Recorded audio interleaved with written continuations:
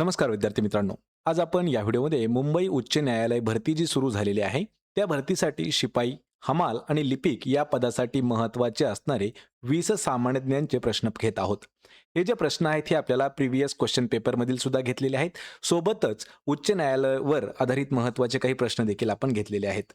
त्यामुळे आपल्याला या व्हिडिओची जर पीडीएफ डाउनलोड करायची असेल तर नोकरी इन्सायडर या नावानं आपलं टेलिग्राम चॅनल आहे. सोबतच आपलं व्हॉट्सअप चॅनल देखील आहे. दोघांच्याही लिंक्स तुम्हाला डिस्क्रिप्शनमध्ये दिलेले आहेत. आणि मित्रांनो, चॅनलवरती जर नवीन असाल तर लगेच आपल्या नोकरी इन्सायडर यूट्यूब चॅनलला सबस्क्राईब करून ठेवा. म्हणजे आपल्याला दररोज अशाच पद्धतीचे व्हिडिओज पाहायला मिळतील. चला तर व्हिडिओला सुरुवात करूया. तर पहा, आपला प्रश्न पहिला आहे, देशातील कायद्याची निर्मिती करणारी सर्वोच्च संस्था कोणती आहे? प्रश्नाचं उत्तर येत असेल तर 3 ते 5 सेकंदामध्ये प्रत्येक प्रश्नाचं उत्तर आपण कमेंट करून देण्याचा प्रयत्न करा. म्हणजे आपलं रिव्हिजन देखील याच व्हिडिओमध्ये होऊन जाईल. पहा, देशातील कायद्याची निर्मिती करणारी सर्वोच्च संस्था कोणती आहे? मित्रांनो, हा प्रश्न आपल्याला खूप वेळा परीक्षेमध्ये विचारण्यात आलेला आहे. आणि या प्रश्नाचं योग्य उत्तर आहे ऑप्शन क्रमांक 2. तर संसद जी आहे ही देशातील कायद्याची निर्मिती करणारी एक संस्था आहे. ऑप्शन क्रमांक 2 आपलं या प्रश्नाचं योग्य उत्तर होईल. यानंतरचा प्रश्न आहे, भारत देशातील एकूण साखर कारखान्यांपैकी किती साखर कारखाने महाराष्ट्र राज्यामध्ये आहेत? हा देखील प्रश्न थोडासा इम्पॉर्टंट आहे, लक्षात ठेवा. हा प्रश्न आपण मुद्दाम घेतलेला आहे कारण हा प्रश्न 2 ते 3 वेळा पोलीस भरतीमध्ये सुद्धा विचारण्यात आला होता. भारत देशातील एकूण साखर कारखान्यांपैकी किती टक्के साखर कारखाने हे महाराष्ट्र राज्यामध्ये आहेत? तर या प्रश्नाचं अचूक उत्तर असणार आहे ऑप्शन क्रमांक 1. तर 32%. लक्षात ठेवा, महाराष्ट्रामध्ये जेवढे काही साखर कारखाने आहेत, भारतामध्ये जेवढे काही आपल्या साखर कारखाने आहेत त्यापैकी 32% साखर कारखाने हे फक्त आपल्या महाराष्ट्रामध्ये येतात. पर्याय 1 आपलं या प्रश्नाचं उत्तर होईल. यानंतरचा प्रश्न आहे, उच्च न्यायालयाच्या न्यायाधीशांच्या बदलीचे म्हणजे ट्रान्सफर करण्याचे अधिकार हे खालीलपैकी कोणाकडे असतात? हा देखील प्रश्न मित्रांनो महत्वाचा आहे. जे उच्च न्यायालयाचे न्यायाधीश असतात त्याला आपण जज म्हणतो, तर त्यांच्या बदलीचे किंवा त्यांच्या ट्रान्सफरचे जे अधिकार आहेत हे कोणाला असतात? तर या प्रश्नाचं योग्य उत्तर होणार आहे ऑप्शन क्रमांक 3. तर राष्ट्रपतींकडे अधिकार असतात. पहा, उच्च न्यायालयाच्या न्यायाधीशांची बदली करण्याचे किंवा त्यांना ट्रान्सफर करण्याचे. पर्याय 3 आपलं उत्तर होईल. यानंतरचा प्रश्न आहे प्रश्न क्रमांक 4. छत्रपती संभाजी महाराजांचा जन्म खालीलपैकी कोणत्या किल्ल्यावर झालेला आहे? आपल्याला थोडंसं कन्फ्युजन होणारे प्रश्न या ठिकाणी विचारले जातात. तर या प्रश्नाचं योग्य उत्तर असणार आहे ऑप्शन क्रमांक 4. तर पुरंदर या ठिकाणी झालेला आहे छत्रपती संभाजी महाराज यांचा जन्म. आपल्याला यावर कन्फ्यूज करणारे प्रश्न कसे विचारले जातात? छत्रपती शिवाजी महाराजांचा जन्म कोणत्या किल्ल्यावरती झाला? तर छत्रपती शिवराय जे आहेत ही शिवनेरी या किल्ल्यावरती त्यांचा जन्म झालेला आहे. या ठिकाणी विचारलाय की आपल्याला संभाजी महाराजांचा जन्म तर तो पुरंदर या किल्ल्यावरती झाला आहे. या ठिकाणी अजून एक आपल्याला प्रश्न विचारला होता की छत्रपती शहाजी राजे यांचा जन्म जो आहे किंवा यांचं जे जन्मस्थळ आहे ते कोणतं आहे? तर छत्रपती शहाजी महाराज जे आहेत हे वेरूळ या गावचे होते. पर्याय क्रमांक 4 आपलं उत्तर होईल. प्रश्न क्रमांक 5 आहे, उच्च न्यायालयाच्या न्यायाधीशांचा राजीनामा कोणाकडे सोपवला जातो? या ठिकाणी आपल्याला राजीनामा, पदाचा पदभार, कारभार हे जे आहेत यावरती प्रश्न खूप वेळा विचारण्यात आलेले आहेत. तसाच हा एक प्रश्न आहे की उच्च न्यायालयाचे जे न्यायाधीश आहेत हे आपला पदाचा राजीनामा कोणाकडे देऊ शकतात? तर प्रश्नाचं अचूक उत्तर असणार आहे पर्याय क्रमांक 3. तर प्रेसिडेंट ऑफ इंडिया म्हणजेच राष्ट्रपती यांच्याकडे उच्च न्यायालयाचे जज आहेत ते स्वतःच्या पदाचा राजीनामा त्यांच्याकडे देऊ शकतात, राष्ट्रपतींकडे. पर्याय क्रमांक 3 आपलं या प्रश्नाचं उत्तर होईल. यानंतरचा प्रश्न आहे पहा, खालीलपैकी कोणता दिवस जागतिक लोकसंख्या दिवस म्हणून साजरा केला जातो? जागतिक लोकसंख्या दिवस हा जो आहे मित्रांनो हा 11 जुलै या दिवशी साजरा केला जातो. पर्याय क्रमांक 1 आपलं या प्रश्नाचं योग्य उत्तर होईल.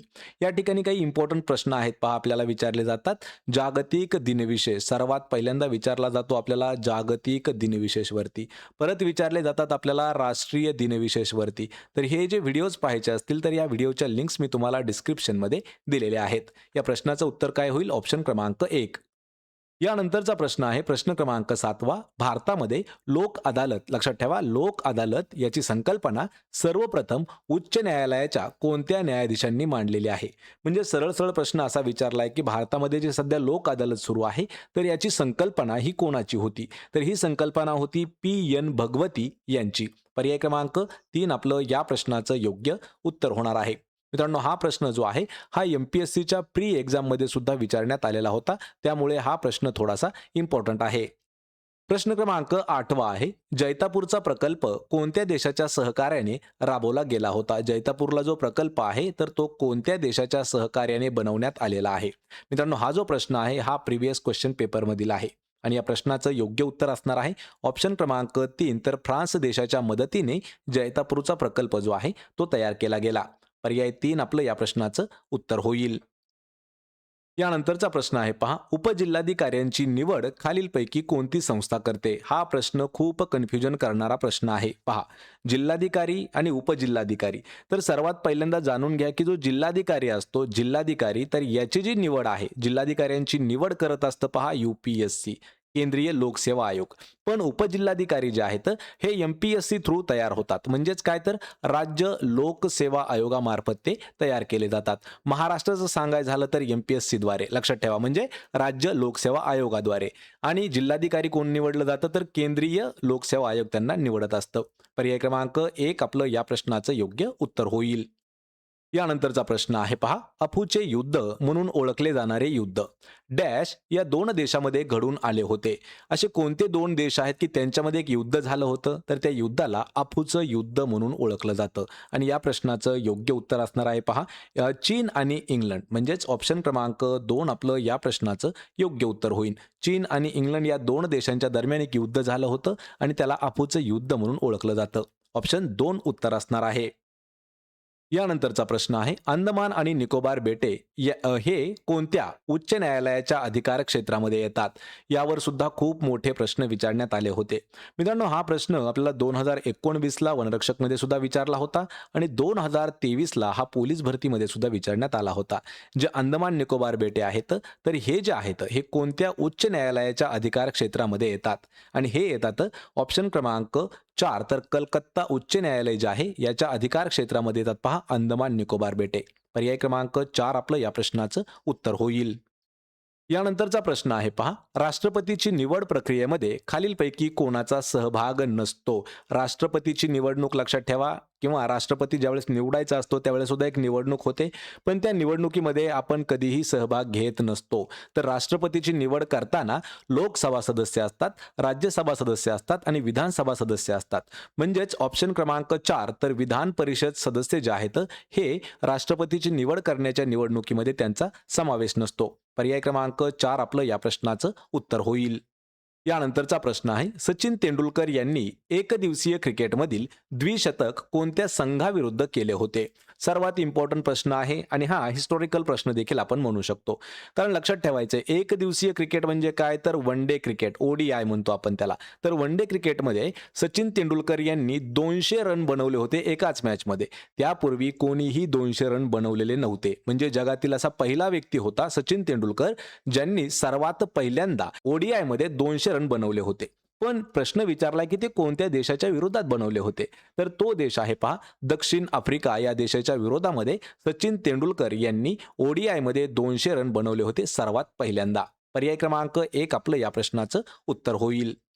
यानंतरचा प्रश्न आहे पहा, डॉक्टर बाबासाहेब आंबेडकरांनी 1920 साली सुरू केलेल्या वृत्तपत्राचे नाव काय होते? हा देखील प्रश्न इम्पॉर्टंट आहे. आतापर्यंत आपल्याला बाबासाहेब आंबेडकर आणि त्यांनी जेवढे काही संस्था, वृत्तपत्र जे सुरू केले होते त्यांचं जे लिखाण होतं, तर यावरती सुद्धा प्रश्न खूप वेळा विचारण्यात आलेले आहेत. या ठिकाणी प्रश्न 2 वेगवेगळे विचारलेले आहेत.